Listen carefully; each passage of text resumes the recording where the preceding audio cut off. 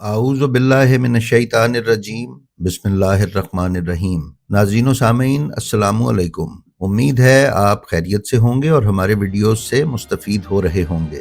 नाज़रीन, जनाब शहज़ादा अली अकबर अलैहिस्सलाम की दुनिया में तशरीफ़ आवरी के सिलसिले की आज की इस वीडियो के लिए हमें खुसूसी तौर पर हमारे Facebook page blend of history पर लोगों ने मैसेज किए हैं और हमें हुक्म दिया है कि हम शहजादे की वालिदाए गिरामी की हयात तैयबा पर एक वीडियो रिकॉर्ड करें और हकीकत हाल से लोगों को आगाह करें, क्योंकि कुछ मकातिब फ़िक्र के लोग उनका सिलसिला ख़ानदान बनु उमैया से बताते हैं। लिहाजा आज की वीडियो हमने बड़ी मेहनत और दिक्कत नज़र से तैयार की है, इसलिए हम आपसे ये गुजारिश करेंगे कि वीडियो आखिर तक देखें ताकि आपको दुरुस्त मतालिब से आगाही हो सके। तो चलिए चलते हैं अपनी आज की वीडियो पर। नाजरीन गिरामी, हम इस वीडियो में पहले बीबी उम्मे लैला सलामुल्लाह अलैहा के ख़ानदान के बारे में गुफ्तगू करेंगे। तो इस सिलसिले में ये है कि कबीला बनु सकीफ़ कबीला हौज़ान की एक शाख है। हौज़ान और उसके दीगर कबाइल का असल वतन ताइफ और उसके मुज़ाफ़ात हैं। हौज़ान की शाख सकीफ़ ज़माना जाहिलियत में एक मौसर जंगी कुव्वत थी। कबीला बनु सकीफ़ 9 हिजरी में इस्लाम से मुतारिफ़ हुआ। मुअर्रिख़ीन ने बयान किया है कि ताइफ पर फ़ौजी कैंपेन के बाद जब हज़रत सल्लल्लाहु अलैहि वसल्लम ताइफ से वापस लौटे तो आपसे अर्ज़ किया गया कि या रसूलल्लाह, सकीफ़ के लिए बद्दुआ फरमाइए, लेकिन आपने इरशाद फरमाया कि ए अल्लाह, सकीफ़ को हिदायत दे। लिहाजा रसूल अकरम सल्लल्लाहु अलैहि वसल्लम की इस दुआ का असर ये हुआ कि बनु सकीफ़ दायरा इस्लाम में दाखिल हो गए। नाजरीन, हज़रत उम्मे लैला सलामुल्लाह अलैहा के दादा उर्वा बिन मसूद सकफ़ी हैं, जिनकी कुन्नियत अबू याफूर थी, और उनकी वालिदा सबिया या सबिया बिनते अब्दुशम्स बिन अब्दु मुनाफ बिन कुसई बिन किलाब थीं। जनाब उर्वा तारीख़ इस्लाम में ताइफ के पहले मुसलमान महाजिर, शहीद, नमाजी और मुअज्जन हैं। सबसे पहले बनु सकीफ़ में इन्हीं का घर मुसलमान हुआ। इनका शुमार ताइफ के बाअसर तरीन सरदारों में होता था। जब सुलह हुदैबिया हुई तो ताइफ वालों ने आपको अपना हलीफ बनाया हुआ था। इसी तरह कुरैश की तरफ से आप तीसरे हलीफ मुकर्रर हुए। नाजरीन, जनाब उर्वा अरब में इस कदर मकबूल थे कि जब रसूल खुदा सल्लल्लाहु अलैहि वसल्लम पर कुरान नाजिल हुआ और आपने कुरैश को उसकी आयात सुनाई तो उन्होंने कहा, यह कुरान मोहम्मद सल्लल्लाहु अलैहि वसल्लम पर ही क्यों उतारा गया? अगर उतरना था तो उर्वा बिन मसूद पर उतरता। इस बात की तस्दीक हमें कुरान मजीद से भी हासिल होती है। सूरह ज़खरफ की आयत नंबर 31 में इरशाद रब्बानी है, और उन लोगों ने कहा कि ये कुरान 2 बस्तियों में से किसी बड़े आदमी पर क्यों नाजिल नहीं किया गया। शिया सुन्नी मुफस्सिरीन ने इस आयत के ज़िमन में 2 बस्तियों से मुराद मक्का और ताइफ बयान की है, और बड़े आदमी से मुराद उर्वा बिन मसूद हैं। इन्हीं उर्वा बिन मसूद की एक बेटी, जिनका इसमें गिरामी उम्मे सईद था, हुसैनी इंसाइक्लोपीडिया के मुताबिक अमीरुल मोमिनीन हज़रत अली इब्न अबी तालिब अलैहिस्सलाम की ज़ौजा थीं, जिनसे जनाब अमीरुल मोमिनीन अलैहिस्सलाम ने सन 20 हिजरी में मदीना में अक़द फरमाया था। उनसे एक बेटा और 3 बेटियां पैदा हुईं। जनाब अमीरुल मोमिनीन की ये ज़ौजा उम्मे सईद बीबी उम्मे लैला सलामुल्लाह अलैहा की सगी फूफी हैं। नाजरीन, इसी तरह हज़रत मुख्तार बिन अबी उबैदा बिन मसूद सकफ़ी, जिन्हें मुख्तार सकफ़ी कहा जाता है, हज़रत उम्मे लैला सलामुल्लाह अलैहा के चचाजाद भाई थे। हज़रत उम्मे लैला सलामुल्लाह अलैहा की वालिदा का नाम मैमूना बिनते अबू सुफियान बिन हारिस बिन अब्दुल मुत्तलिब है। इस रिश्ते से हज़रत उम्मे लैला की वालिदा जनाब अबू तालिब अलैहिस्सलाम की सगी भतीजी हैं। नाजरीन, सैयद इर्तज़ा अब्बास नकवी ने अपनी किताब हयात शहज़ादा अली अकबर अलैहिस्सलाम में बयान किया है कि इनका इसमें गिरामी मैमूना बिनते अबू सुफियान बिन हारिस बिन अब्दुल मुत्तलिब है। इन बीबी का नाम गलत तहरीर होने की इब्तदा अबुल फर्ज इस्फ़हानी ने मकातिलुत तालिबीन और ऐगानी में की, और इन बीबी का नाम मैमूना बिनते अबू सुफियान बिन हरब बिन उमैया तहरीर किया, जो यकसर गलत है। तमाम शिया सुन्नी मुअर्रिख़ीन अबुल फर्ज इस्फ़हानी को परले दर्जे का काज़िब और इंतहाई नाकाबिले एतबार गर्दानते हैं। اور اس کی کسی روایت پر اعتماد نہیں کرتے۔ اہل سنت والجماعت اور اہل تشیع کے مصنفین اور مورخین نے ابو الفرج اصفہانی کے ضعیف راوی ہونے کے بارے میں جو کچھ تحریر کیا ہے اس کو بیان کرنے سے ویڈیو طویل ہو جائے گی۔ ناظرین، حضرت ام لیلہ سلام اللہ علیہا کا شجرہ کچھ یوں ہے: ام لیلہ بنت ابی مرہ بن عروہ بن مسعود بن صبیہ بن عبد الشمس بن عبد مناف۔ جناب عبد مناف جناب ہاشم علیہ السلام کے والد تھے، اور یوں بی بی ام لیلہ سلام اللہ علیہا کا شجرہ جناب عبد مناف پر جا کر رسول اللہ کے شجرے سے مل جاتا ہے۔ جیسا کہ ہم نے بیان کیا ہے کہ حضرت ام لیلہ سلام اللہ علیہا کی والدہ میمونہ بنت ابو سفیان بن حارث بن عبد المطلب تھیں۔ میمونہ کی والدہ حضرت علی کی بہن جمانہ بنت ابو طالب تھیں، جو حضرت جعفر طیار سے بڑی تھیں۔ اس لحاظ سے حضرت ام لیلہ حضرت علی علیہ السلام کی سگی بھانجی بھی ہیں۔ ناظرین مکرم، حضرت ام لیلہ سلام اللہ علیہا کے نانا حضرت ابو سفیان بن حارث بن عبد المطلب رسول اللہ سے بہت زیادہ مشابہت رکھتے تھے۔ اس بات کا اظہار ابن سعد نے اپنی مشہور زمانہ کتاب طبقات کی جلد نمبر 4 میں کیا ہے۔ لہٰذا حضرت ام لیلہ سلام اللہ علیہا نے اپنے خون میں ہی نانا کے ورثے میں شباہت رسول پائی تھی، جو حضرت علی اکبر علیہ السلام کی طرف منتقل ہوئی۔ امام حسین علیہ السلام بھی شبیہ رسول تھے۔ اس طرح حضرت علی اکبر علیہ السلام نے ماں اور باپ دونوں کی طرف سے شباہت رسول پائی تھی۔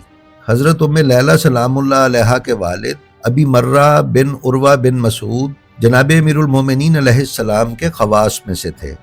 ناظرین مکرم، اب ہم دیکھتے ہیں کہ کتابوں میں ان بی بی یعنی بی بی ام لیلہ سلام اللہ علیہا کا اسم گرامی کیا بیان کیا گیا ہے۔ شیخ محمد طاہر سماوی نے اپنی کتاب ابصار العین کے صفحہ 21 پر آپ کا اسم گرامی لیلہ تحریر کیا ہے۔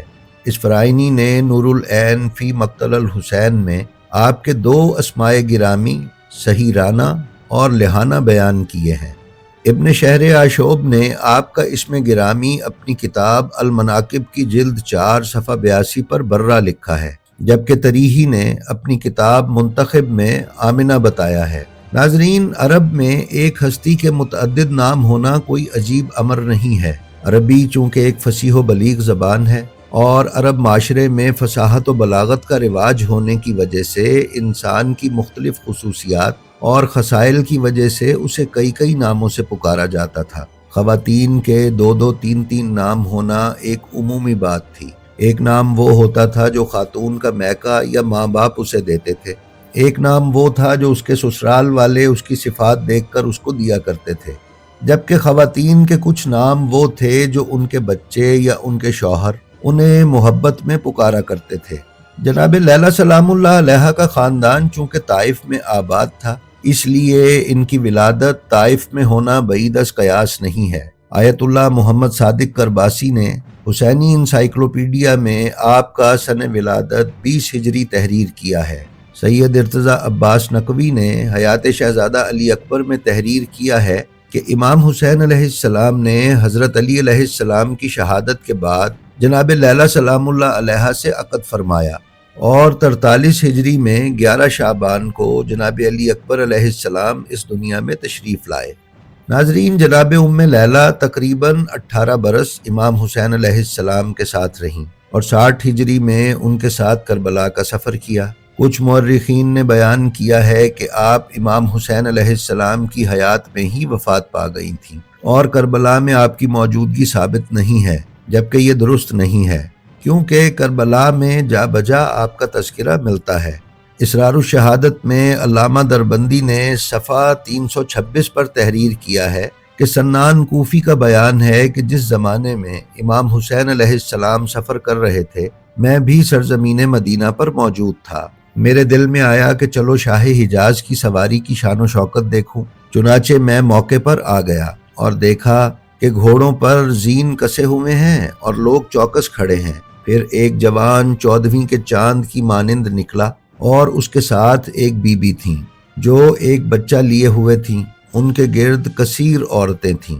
دریافت کرنے پر پتہ چلا کہ وہ جوان علی اکبر ہے اور ان کے ساتھ ان کی والدہ گرامی ام لیلہ سلام اللہ علیہا ہے، اور بچہ علی اصغر علیہ السلام ہے۔ ناظرین، جناب لیلا سلام اللہ علیہا نے امام حسین علیہ السلام کے ساتھ مدینہ سے سفر شروع کیا اور مکہ تشریف لے آئیں۔ یہاں 4 ماہ سے زیادہ عرصہ قیام کرنے کے بعد جب 9 ذوالحجہ کو امام علیہ السلام نے حج کو عمرے میں تبدیل کر کے مکہ چھوڑا تو دیگر بیبیوں کے ہمراہ حضرت لیلا سلام اللہ علیہا نے بھی اپنے بچوں کے ہمراہ امام حسین کے ساتھ سفر شروع کیا، اور 2 محرم سن 61 ہجری کو کربلا کے میدان میں یہ قافلہ جلوہ افروز ہوا۔